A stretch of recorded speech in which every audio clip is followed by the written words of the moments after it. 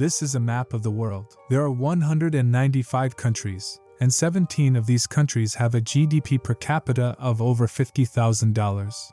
But far more countries are very poor. In fact, some of the poorest countries on Earth have a GDP per capita of less than $1,000. One of them is the Central African Republic, which has a GDP per capita of around $420. That's around $1.15 a day. Considering the current growth rate of the Central African Republic, it would take hundreds of years to reach a GDP per capita of $50,000. Imagine where the richest countries would be by then. The richest countries are pursuing their own trajectories, while the poorer countries struggle to keep up with the growth of the wealthier nations. Now, let's take a closer look at the map, and you'll notice a distinct pattern. This part of the world seems to be poorer than this part of the world. On average, the southern part of the world is less developed.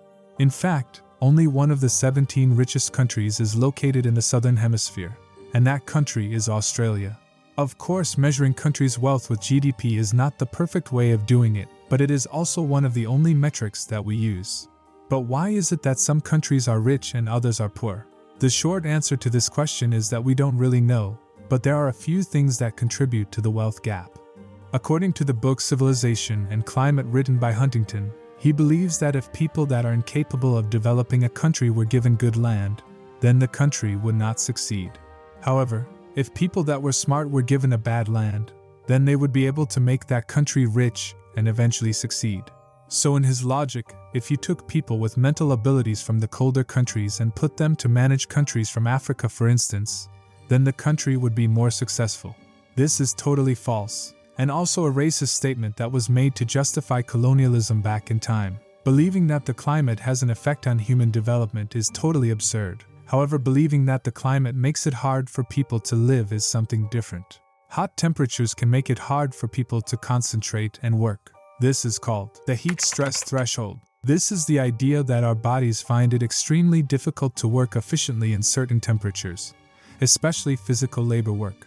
The reason why our bodies can't work properly in high temperatures is complex, and we will save that for another video. Not only that, but we also know that the heat can make it hard to grow anything, and therefore have a great impact on agriculture. Countries like Africa, where the temperatures can rise to 122 Fahrenheit or 50 degrees, have issues with water. And how would you expect to grow anything without the need for water? Although Africa has a rainfall season, this has started to change, which increases the risk of crop failures. A study by the International Food Policy Research Institute found that a 10% reduction in rainfall in West Africa could lead to a 1.3% reduction in crop yields. Now, transitioning to a broader perspective, it's essential to recognize that a region's geographic location and climate not only impacts agriculture but also plays a role in the spread of diseases. In the world of international development, experts have long debated whether a heavier disease burden can hurt a country's economy. It's pretty straightforward. When people get sick, they can't work,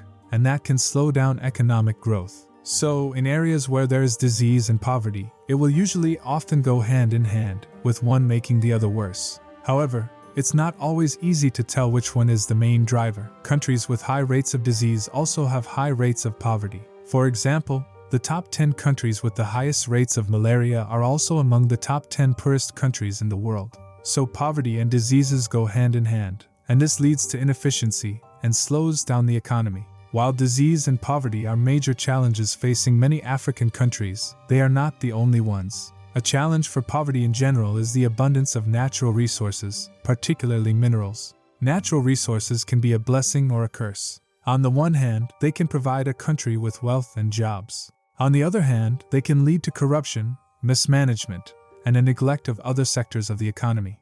Indonesia is a great example. Indonesia is rich in natural resources, including oil, gas, coal, and minerals. However, the country is also home to a large and growing population, and it is struggling to meet the needs of its people. Indonesia's poverty rate is around 10%, and millions of people live in slums. But how can it be that a country is rich in resources but still is poor? Countries like Saudi Arabia and Qatar are rich in oil, but yet they are also one of the richest countries. This can be explained with the dependence theory. The dependence theory argues that the economic underdevelopment of developing countries is due to their dependence on developed countries. Dependency theory was developed in the 1950s and 1960s by Latin American economists. Countries are dependent on developed countries for the extraction and processing of their natural resources. Developed countries often control the global market for natural resources. This means that they can set the prices for these resources, and the poor countries have little negotiating power. They often receive a small share of the profits from their own natural resources. This is because they are dependent on developed countries for the investment and technology needed to extract and process these resources. But not everything can be explained with the dependence theory. The institutions also play a significant role in the wealth of a nation. Institutions are the rules and norms that govern society. They include things like the legal system, the government, and the financial system. Institutions are very important for a country's wealth. Rich countries have good institutions, and poor countries have bad institutions. There is a strong connection between poverty and corruption. The richest countries in the world are the least corrupt, and the most corrupt countries are the poorest.